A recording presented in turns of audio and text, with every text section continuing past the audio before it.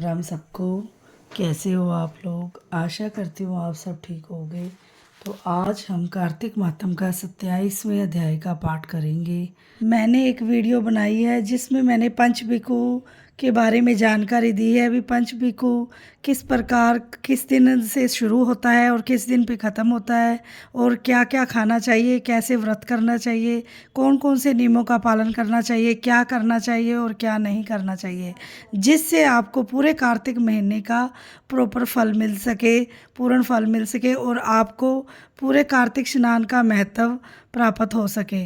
तो इसलिए आप मेरे उस वीडियो पे क्लिक करें और आप पंचबिकु के बारे में जानकारी प्राप्त करें। और आप वीडियो को पूरा देखिए, चैनल को लाइक शेयर और सब्सक्राइब करें। और आपके लाइक सब्सक्राइब से बहुत मोटिवेशन मिलती है, और वीडियो को ज़्यादा से ज़्यादा शेयर करें। चलो 27वें अध्याय का पाठ प्रारंभ करते हैं। गणों ने कहा, विष्णुदास एक दिन भोजन तैयार करके भक्ति में तल्लीन था कि कोई उसका भोजन चुरा कर ले गया, लेकिन सायंकाल की आराधना हो सके और व्रत भंग न हो, इसलिए उसने उस दिन दोबारा भोजन तैयार नहीं किया। नारद जी ने कहा कि हे राजन, इस तरह लगातार 7 दिन तक कोई दूसरा भोजन चुरा रहा था। और तब वह हैरान होकर सोचने लगा कि यह तो बड़ी विचित्र घटना है कि न जाने कौन रोज मेरा भोजन चुरा कर ले जाता है। फिर भी इस देवस्थान को छोड़ना नहीं चाहिए। अगर मैं भोजन बना कर खा लेता हूँ तो देर हो जाएगी और पूजा छूट जाएगी। अतः मुझे भोजन बनाकर तुरंत खाना नहीं चाहिए। बिना भगवान को भोग लगाने के वैष्णवों को भोजन नहीं करना चाहिए। अगर 7 दिन बिन भोजन के बीत गए तो आज का एक दिन और सही। आज मैं भली भांति भोजन की रक्षा करूंगा और देखूंगा कि हर रोज इसे कौन चुरा कर ले जाता है। ऐसा सोचकर विष्णुदास भोजन तैयार करके भोजन के पास ही छिपकर बैठ गया। उसने थोड़ी देर बाद देखा कि वहां पर एक चांडाल आया जिसका शरीर बहुत दुर्बल था। उसके शरीर पर केवल चमड़ी ही चमड़ी दिखाई देती थी। जब वह चांडाल भोजन चुरा कर चल दिया तो विष्णुदास ने उसे पुकारा, हे भाई, यह रूखा भोजन लेकर क्या करोगे? घी तो लेता जाओ। ऐसा कहकर वह श्रेष्ठ ब्राह्मण आगे को बढ़ा। विष्णुदास को अपनी ओर आता देखकर वह चांडाल तेजी से दौड़ने लगा।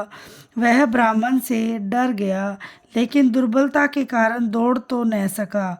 अतः वह भूमि पर गिर पड़ा और मूर्छित हो गया। चांडाल को मूर्छित देखकर विष्णुदास लपक कर उसके पास पहुंचा और उसने अपने वस्त्र से उस पर हवा करने लगा।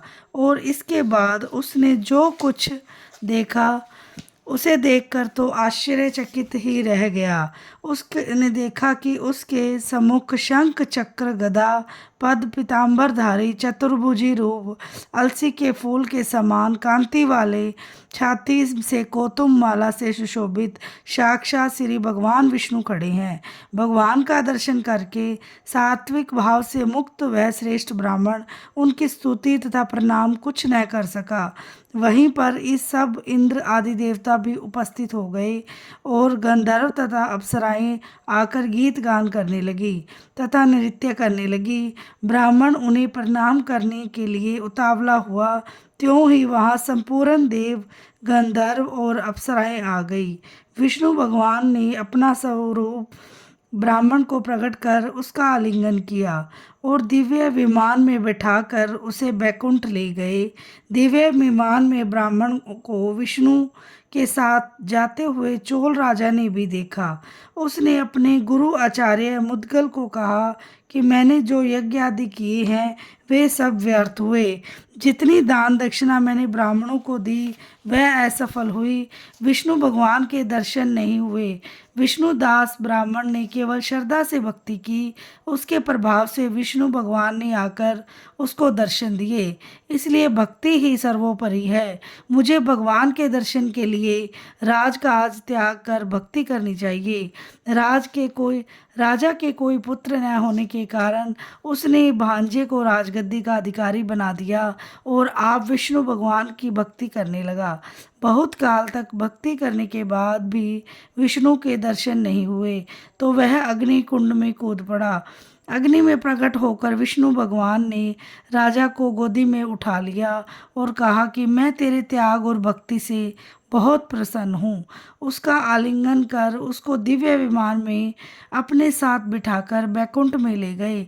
विष्णु जी ने अपने समान रूप वाले ब्राह्मण को पुण्यशील और राजा चोल को सुशील नाम देकर दोनों को अपना द्वारपाल बनाया। बोलो श्री विष्णु भगवान की जय हो। आशा करती हूँ आपको मेरी कथा पसंद आई होगी और कोई गलती हो तो क्षमा करना। श्रीमन नारायण नारायण नारायण भजमन नारायण नारायण नारायण जपमन नारायण नारायण नारायण लक्ष्मी नारायण नारायण नारायण भजमन नारायण नारायण नारायण श्रीमन नारायण नारायण नारायण लक्ष्मी नारायण नारायण नारायण। जय श्री श्याम। राधे राधे।